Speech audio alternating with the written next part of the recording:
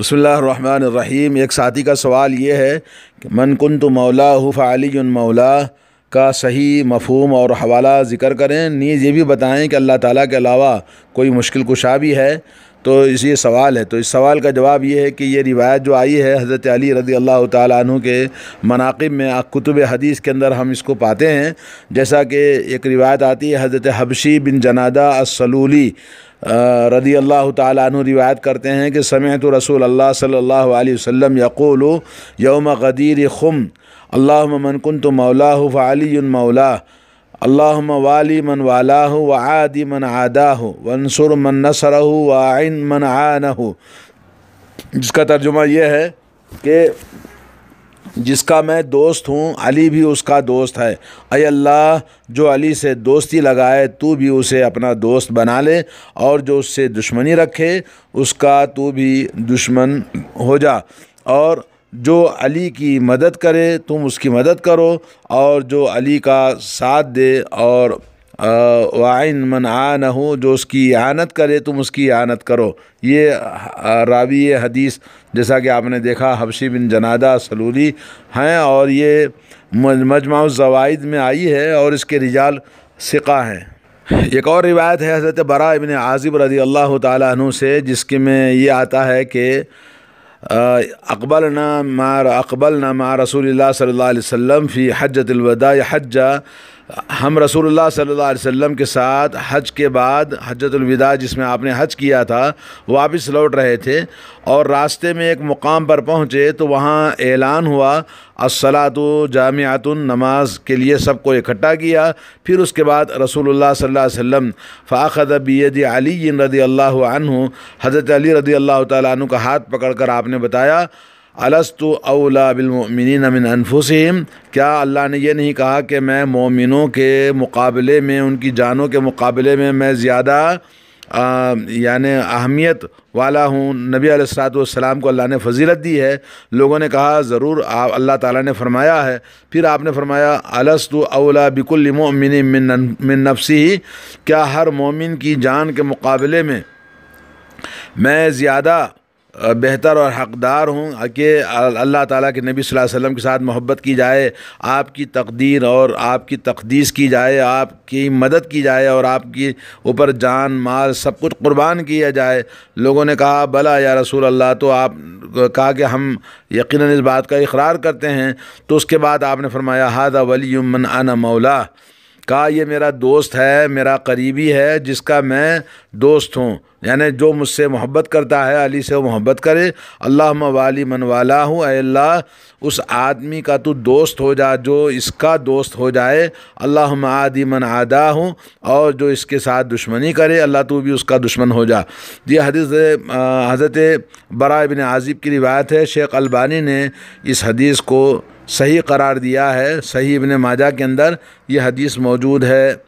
علی رضی اللہ تعالیٰ، علی بن ابی طالب رضی اللہ تعالیٰ عنہ کے مناقب بہت زیادہ ہیں، جو کہ آل بیت نبی صلی اللہ علیہ وسلم سے آپ کا تعلق ہے، اور رسول اللہ صلی اللہ علیہ وسلم کی بیٹی آپ کے زوجیت میں تھی، اور خلفائے راشدین میں سے چوتھے خلیفہ آپ ہیں۔ اور اس حدیث میں نبی کریم صلی اللہ علیہ وسلم سے آپ علی یعنی حضرت علی رضی اللہ تعالیٰ عنہ کے مناقب کا بیان ہو رہا ہے، جیسا کہ حضرت براء بن عازب کہتے ہیں کہ ہم رسول اللہ صلی اللہ علیہ وسلم کے ساتھ حجۃ الوداع حج کرنے کے بعد واپس لوٹ رہے تھے، اور نبی کریم صلی اللہ علیہ وسلم راستے میں ایک مقام پر جس کا نام ہے غدیر خم، غدیر قوم ایک مقام ہے، وہاں ایک کنواں تھا جو بالکل مکہ اور مدینے کے بیچ میں درمیان جگہ پر، وہاں آپ نے پڑاؤ ڈالا تھا۔ تو آپ نے کہا الصلاۃ جامعۃ، پھر لوگوں کو سب اکٹھا کیا۔ پھر اس کے بعد اللہ کے نبی صلی اللہ علیہ وسلم جب لوگ جمع ہو گئے تو وہ تقریباً ظہر کا وقت تھا، تو آپ نے حضرت علی رضی اللہ تعالیٰ عنہ کا ہاتھ پکڑا اور کہا الست اولا بالمؤمنین من انفسہم۔ پھر اس کے بعد ایک سوال یعنی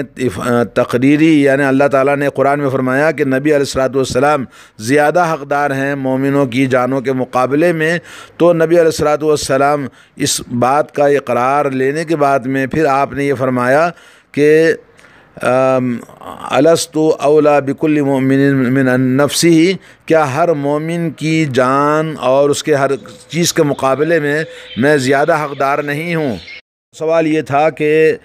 آپ سے محبت کرنے میں، آپ کا احترام اور آپ کی عزت کرنے، آپ کو اپنے جان پر ایثار و قربانی کرنے اور آپ کے ساتھ اخلاص سے پیش آنے میں آپ جیسے باپ کا مقام ہوتا ہے اولاد کے لیے، اس طرح آپ نے سوال کیا۔ تو صحابہ کرام نے کہا کہ یقیناً آپ ہم سے زیادہ ہر چیز میں حقدار ہیں۔ لوگوں نے کہا بلا، فلما اقروا النبی صلی اللہ علیہ وسلم، جب لوگوں نے اقرار کر لیا تو اس کے بعد آپ نے فرمایا فہذا ولی من انا مولا، میں جس کا دوست ہوں یہ میرا داماد اس کا دوست ہے۔ اور اس کے بعد آپ نے دعا کی اللہم والی من والا، اللہ تعالیٰ اس کا دوست ہو جا جس نے اس کے ساتھ دوستی کی، اور اس کا دشمن ہو جا جس نے اس کے ساتھ دشمنی کی۔ آپ نے یہ فرمایا۔ یہاں مولا کے معنی ہیں جی دوست کے ہیں اور مدد کرنے والے کے ہیں، ساتھ دینے والے کے ہیں۔ تو یہ حدیث اس بات سے تعلق رکھتی ہے کہ اس میں حضرت علی رضی اللہ تعالیٰ عنہ آل بیت سے ہیں، ان کے ساتھ تعلق اور محبت اور ان کی عزت و احترام اور ان کے ساتھ اخلاص سے ہمارا برتاؤ ہونا چاہیے۔ اس میں آپ خلیفہ ہیں یہ اس بات کا کوئی دعویٰ نہیں ہے جیسے کہ شیعہ دعویٰ کرتے ہیں، اور یہ حدیث حضرت علی رضی اللہ تعالیٰ عنہ سے محبت اس لیے کہ نبی علیہ الصلوۃ والسلام کی محبت کی وجہ سے۔ اور یہ حدیث مسند احمد میں، طبرانی کبیر میں، اور مجموع الزوائد میں، مسند بزار میں، اور کتاب السنہ لابن ابی عاصم کے اندر موجود ہے۔ مذکورہ بالا حدیث کا مفہوم اس کے الفاظ سے بالکل واضح ہے کہ یہاں مولا سے مراد دوست کے ہیں۔ یہاں مولا سے مراد نہ خلیفہ جیسا کہ بعض شیعہ کا جو دعویٰ ہے، اور نہ ہی مشکل کشا اور حاجت روا، بلکہ خلیفہ بلا فصل ابو بکر صدیق رضی اللہ تعالیٰ عنہ رسول اللہ صلی اللہ علیہ وسلم کے بعد، اور مشکل کشا اور حاجت روا تو صرف اللہ عز و جل کی ذات ہے جو ہر کسی کے نفع و نقصان کا مالک ہے۔ اللہ رب العالمین کا ارشاد ہے وَإِن يَمْسَسْكَ اللَّهُ بِضُرٍّ فَلَا كَاشِفَ لَهُ إِلَّا هُوَ وَإِن يُرِدْكَ بِخَيْرٍ فَلَا رَادَّ لِفَضْلِهِ يُصِيبُ بِهِ مَن يَشَاءُ مِنْ عِبَادِهِ وَهُوَ الْغَفُورُ الرَّحِيمُ۔ اور اگر تمہیں کوئی تکلیف پہنچا دے تو اسے دور کرنے والا کوئی نہیں، اور اگر وہ آپ کے ساتھ کسی بھلائی کا ارادہ کر لے تو اس کے فضل کو روکنے والا بھی کوئی نہیں۔ وہ اپنے فضل سے اپنے بندوں میں سے جسے چاہتا ہے عطا کرتا ہے، اور وہ بہت بخشنے والا مہربان ہے۔ اس آیت کریمہ سے معلوم ہوا کہ مشکل کشا اور مصیبت کو دور کرنے والا اللہ صرف اللہ عز و جل کی ذات ہے، اس کے علاوہ کوئی دوسرا نہیں ہے۔ جیسا کہ لوگ جہالت والے، قبر والے اور یہ شیعہ کے پیداوار یہ جو بریلوی ہیں، یہ سب اسی طرح سے الٹے سیدھے لوگوں کے سامنے قصے اور خبر والوں کے قصے کہ وہ بڑے مشکل کشا ہیں، آپ کی حاجت روائی ہوتی ہے، اور یہاں جو بھی آتا اس کی منتیں پوری ہوتی ہیں، سب جھوٹ بولتے ہیں۔ اللہ نے فرمایا اَمَّن يُجِيبُ الْمُضْطَرَّ إِذَا دَعَاهُ وَيَكْشِفُ السُّوءَ وَيَجْعَلُكُمْ خُلَفَاءَ الْأَرْضِ أَإِلَٰهٌ مَّعَ اللَّهِ قَلِيلًا مَّا تَذَكَّرُونَ۔ بے کس اور لاچار انسان جب پکارے تو اس کی پکار کو قبول کر کے کون ہے جو اس کی مصیبت کو دور کرتا ہے اور تمہیں زمین کا خلیفہ بناتا ہے؟ کیا اللہ تعالیٰ کے ساتھ کوئی اور معبود بھی ہے جو مشکل کشائی کرے اور حاجت روائی کرے؟ تم بہت کم نصیحت حاصل کرتے ہو۔ اللہ تعالیٰ نے سورہ نحل آیت نمبر 26۔ تو اس سے معلوم یہ ہوا کہ نبی کریم صلی اللہ علیہ وسلم کی ایک اور حدیث ہے، حضرت عبداللہ بن عباس رضی اللہ صلی اللہ علیہ وسلم نے فرمایا وَإِذَا سَأَلْتَ فَاسْأَلِ اللَّهَ وَإِذَا اسْتَعَنْتَ فَاسْتَعِنْ بِاللَّهِ وَاعْلَمْ أَنَّ الْأُمَّةَ لَوِ اجْتَمَعُوا عَلَىٰ أَن يَنفَعُوكَ بِشَيْءٍ لَمْ يَنفَعُوكَ إِلَّا بِشَيْءٍ قَدْ كَتَبَهُ اللَّهُ لَكَ وَلَوِ اجْتَمَعُوا عَلَىٰ أَن يَضُرُّوكَ بِشَيْءٍ لَمْ يَضُرُّوكَ إِلَّا بِشَيْءٍ قَدْ كَتَبَهُ اللَّهُ عَلَيْكَ۔ یہ حدیث مسند احمد میں، ترمذی میں، اور اسی طرح سے مشکات کے اندر بھی حدیث موجود ہے۔ ترجمہ یہ ہے کہ اور جب بھی تو سوال کرے تو اللہ تعالیٰ سے سوال کر، اور جب بھی تم کو مدد طلب کرنا ہو تو صرف اللہ عز و جل سے مدد طلب کرو۔ یقین کر لو بلا شبہ اگر ساری امت اس بات پر جمع ہو جائے کہ تمہیں کسی چیز کا نفع پہنچائے تو وہ ہرگز نفع نہیں پہنچا سکتے مگر وہی جو اللہ تعالیٰ نے تمہارے لیے لکھ دیا ہے۔ اگر ساری امت تجھے جمع ہو کر نقصان پہنچانے پر اکٹھی ہو جائے تو نقصان نہیں پہنچا سکتے مگر وہی جو اللہ تعالیٰ نے تمہارے لیے مقدر میں لکھ دیا ہے۔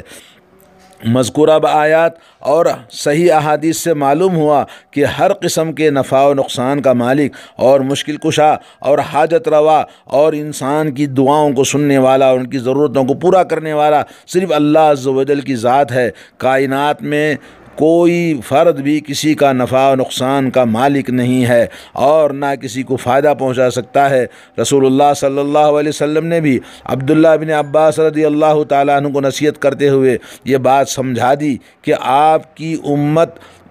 کی امت میں سے کوئی بھی نفع و نقصان پہنچانے کی پوری طرح تمہیں کوشش کرے تو کوئی بھی تمہیں نفع یا نقصان، پوری امت مل کر بھی تمہیں نفع نقصان نہیں پہنچا سکتی۔ یعنی کوئی بھی کسی کی قسمت کا مالک نہیں ہے، ہر قسم کا اختیار اللہ کے پاس ہے، وہی مختار کل ہے، وہی مشکل کشا ہے اور وہی حاجت روا ہے۔ اس مسئلے کی اچھی طرح سے مسلمانوں میں یہ عقیدہ ہونا چاہیے۔ آج حضرت علی رضی اللہ تعالیٰ عنہ کے نام سے اس طرح کی احادیث کو پیش کر کے لوگوں کو گمراہ کرتے ہیں اور ان کی آڑ میں اولیاء اللہ، درگاہیں، مزارات اور باباؤں سے، مرے ہوئے انسانوں سے اپنی حاجت روائی، مشکل کشائی اور پریشانیوں کو دور کرنے کے لیے وہاں لوگ جاتے ہیں، سجدے کرتے ہیں، طواف کرتے ہیں اور مختلف قسم کے شرک اور بدعات کرتے ہیں۔ اللہ انہیں ہدایت دے۔ اور یہ تمام گمراہی اور بدعات اور شرکیات سے انسان آج اللہ تعالیٰ سے دور ہوتا جا رہا۔ اللہ کی لعنت، اللہ کا غضب امت مسلمہ پر آج موجود ہے، جیسا کہ ہم دیکھ رہے ہیں۔ اللہ تعالیٰ ہم سب کو ہدایت دے۔ اللہ تعالیٰ ہم سب کو کتاب اللہ، سنت رسول اللہ کا علم حاصل کرنے اور صحیح عقیدہ، ایمان اور اپنے عقائد کو، اعمال کو درست کرنے کی توفیق عطا فرمائے۔ وصلی اللہ علی نبینا محمد وعلی آلہ واصحابہ اجمعین۔